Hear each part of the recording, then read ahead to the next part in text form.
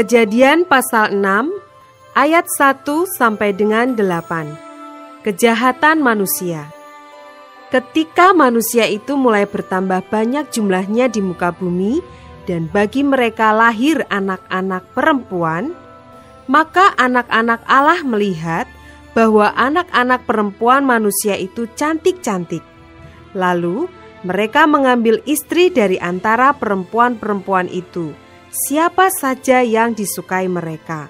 Berfirmanlah Tuhan, Rohku tidak akan selama-lamanya tinggal di dalam manusia, karena manusia itu adalah daging, tetapi umurnya akan 120 tahun saja.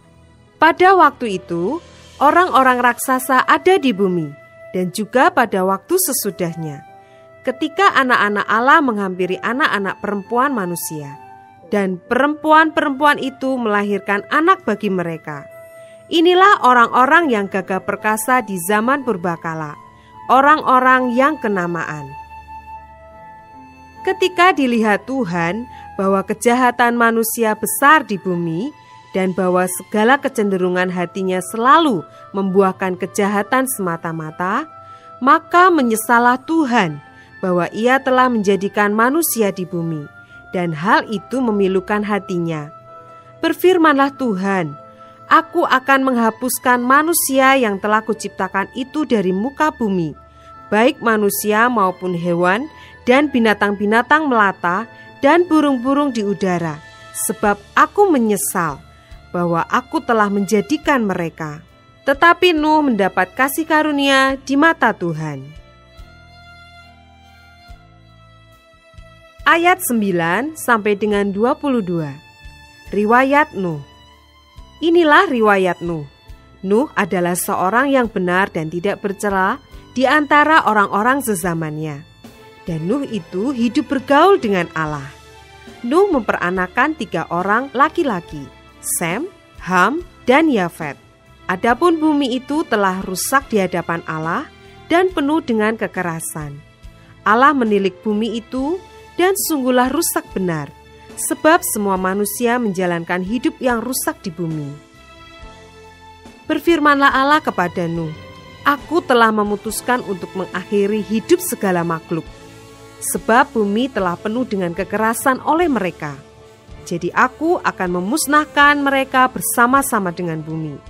Buatlah bagimu sebuah bahtera dari kayu gofir. Bahtera itu harus kau buat berpetak-petak, dan harus kau tutup dengan pakal dari luar dan dari dalam. Beginilah engkau harus membuat bahtera itu, 300 hasta panjangnya, 50 hasta lebarnya, dan 30 hasta tingginya. Buatlah atap pada bahtera itu, dan selesaikanlah bahtera itu sampai sehasta dari atas, dan pasanglah pintunya pada lambungnya. Buatlah bahtera itu bertingkat, bawah, tengah, dan atas. Sebab sesungguhnya aku akan mendatangkan air bah meliputi bumi, untuk memusnahkan segala yang hidup dan bernyawa di kolong langit. Segala yang ada di bumi akan mati binasa.